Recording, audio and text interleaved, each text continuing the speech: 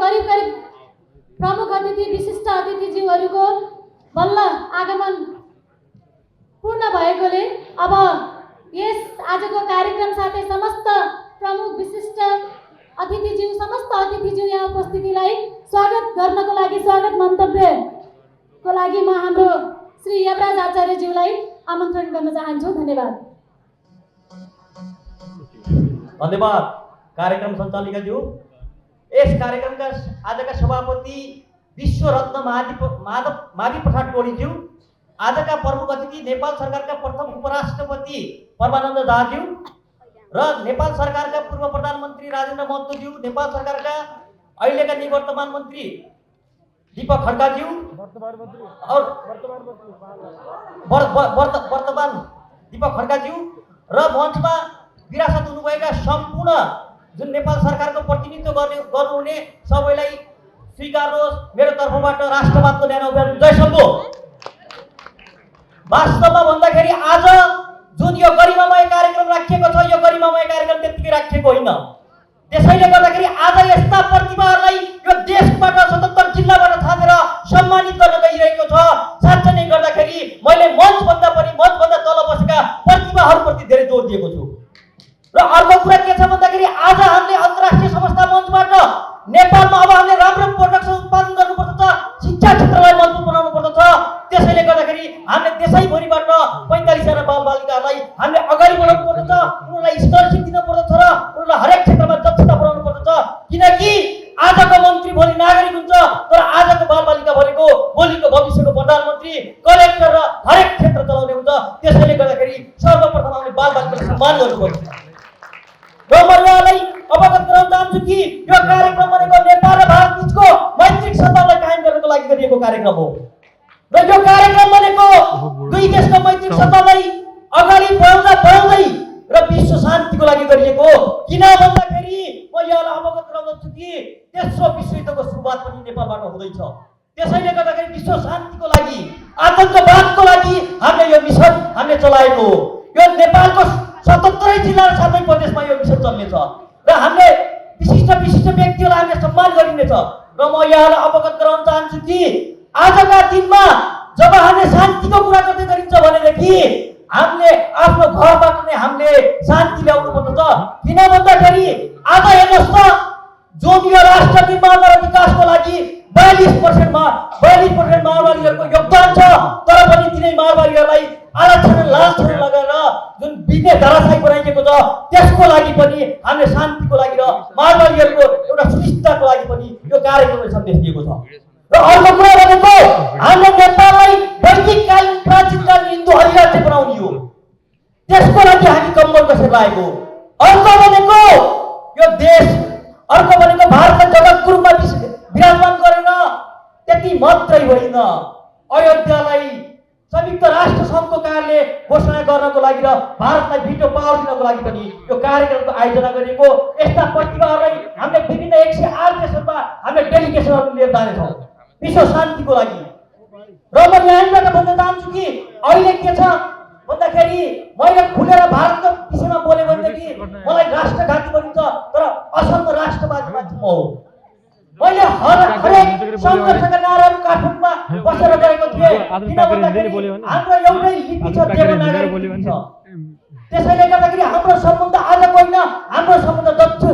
सम्बन्ध चाइनासित मिल्दैन, हाम्रो सम्बन्ध भारतसित मिल्छ। त्यसैले गर्दाखेरि जनस्तरबाट नै हामीले सम्बन्धको विकास गर्नुपर्छ भन्ने उद्देश्यले गर्दाखेरि नै हामीले यी कार्यक्रमहरू अगाडि ल्याएका हौँ। र म यहाँबाट भन्दै गर्दछु कि जुन कि भारत विरोधी गतिविधिहरू चलाएर दुई देश बिचमा भाइ फुटाउ गवार उठाउ भन्ने यो एउटा परिपन्थ छ। यदि कदापि यस्तो कसैले गर्यो भनेदेखि दिव्य अस्त्रबन्धबाट यस्ता अस्त्रहरू निकालेर प्रयोग हुन्छ कि त्यसको सामना कसैले पनि गर्न सक्दैन। र म यहाँलाई भन्दै गर्दछु कि हेर्नुहोस् त, आज पनि भारत सरकारले भारतले यति ठुलो एउटा कीर्तिमानी कायम राखेको छ। एउटा नेपालीप्रति, एउटा साधारण नेपालीको छोरा हुँ, तर भारतको तेस्रो शक्तिशाली राजनीतिक धार्मिक संस्कृति र राजनीति भएको व्यक्ति क्याबिनेट मन्त्री रविकान्त साहुले मलाई निस्वार्थ रूपमा उहाँको सीएम विभिन्न क्याबिनेटका मन्त्रीहरूको आग्रहमा निस्वार्थ रूपमा उहाँले मलाई विशिष्ट सल्लाहकारको रूपमा चयन गर्नुभएको छ। त यो चयन भनेको यो विषयलाई परिपूर्ति गर्ने त्यसैले गर्दाखेरि यो देश चाँडै नै वैदिक सनातन हिन्दू अधिराज्य बन्दैछ ढुक्क हुनु त्यही विषयमा मैले काम गरिरहेको छु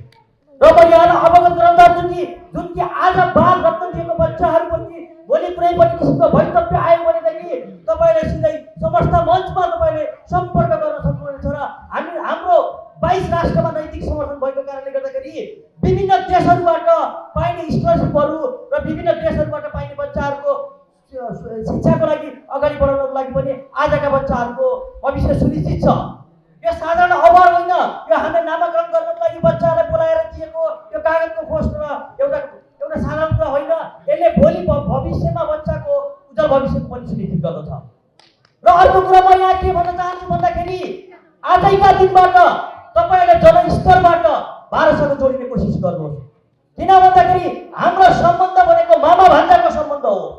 किन भन्दा माता जानकी भनेकी नेपालकी हुन् र राम भनेका अयोध्या भारतका हुन्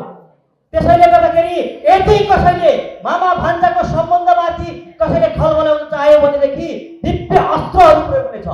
यो कुराहरू तपाईँले बुझ्न आवश्यकता छ मैले अहिलेको वर्तमान भौतिक सांस्कृतिक तथा नारी उड्डयन मन्त्रीलाई मैले भनेको थिएँ भेटेर यदि तपाईँले मलाई राइट अफ एक्टिभिटी दिनुहुन्छ भनेदेखि 72 घण्टामा पोखरा एयरपोर्ट मैले चलाइदिन्छु भनेको थिएँ किन भन्दाखेरि हाम्रा कैयौँ मिटिङहरू भएका थिए अहिलेको सरकारबाट पोखरा एयरपोर्ट चल्नेवाला छैन र मैले प्रश्न भनेको थिएँ विभिन्न मिडियाहरूबाट भनेको थिएँ कि देश फेरि ओह्रालो लाग्दैछ किन भन्दाखेरि हाम्रो सांस्कृतिक वैदिक सनातन संस्कृति अन्तर्गत जब नेपालमा पहिलो प्रधानमन्त्री हुन्छ उनले भारतको भ्रमण गर्दछ र अहिले के भन्छ चीनको भ्रमण गरेको कारणले गर्दाखेरि यो सरकार दिगोपन छैन यो सरकारले खलबलाइराखेको छ यो कुराहरू हजुर विश्वस्त हुनुहोस् त्यसैले गर्दाखेरि म यहाँलाई के भन्दछु भन्दाखेरि यो मिसनमा हजुरहरू जोडिनुहोस् नेपाल भारतलाई यस्तो तरिकाबाट मजबुत बनाउन पर्यो कि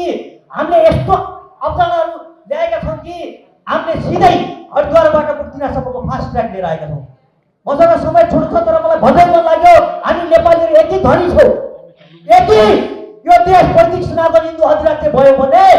1.5 अरबमा 3%ले मात्रै यो देशको भ्रमण गरे भनेदेखि हामी त्यसै स्वावलम्बी हुन्छौँ हाम्रो जनसङ्ख्या कति 3 करोड हेर्नुहोस् है हाम्रो देश किन विकास भएको छैन म तपाईँलाई भन्छु हाम्रा मन्त्रीहरू पनि यहाँ हुनुहुन्छ पूर्व मन्त्रीहरू पनि हुनुहुन्छ म यहाँलाई भन्छु 3 करोडमा 50 लाख इन्डियामा हुनुहुन्छ 69 lakh Saudi Qatar Malaysia Dubai Bahrain र विभिन्न देशहरूमा हुनुहुन्छ 42 लाख विद्यार्थी हुनुहुन्छ वृद्ध 0.7% हुनुहुन्छ हामीसँग जनसङ्ख्या नै कहाँ छ र कोही वृद्धहरू रोगीहरू यस्तो छ त्यसैले गर्दाखेरि यो देशलाई समृद्धिमा लाने हो भनेदेखि युको नियमलाई फलोअप गर्न पर्दछ यति भन्दै म यहाँलाई फेरि विनम्र गर्दछु कि म भन्दा पछाडि पनि धेरै वक्ताहरू हुनुहुन्छ र आज जो सम्मानित हुनुहुन्छ उहाँहरूलाई म हृदयबाट नै सुस्वागत भन्दै मेरा बाणीहरूलाई यही विसर्जन गर्दछु जय सम्बुद्ध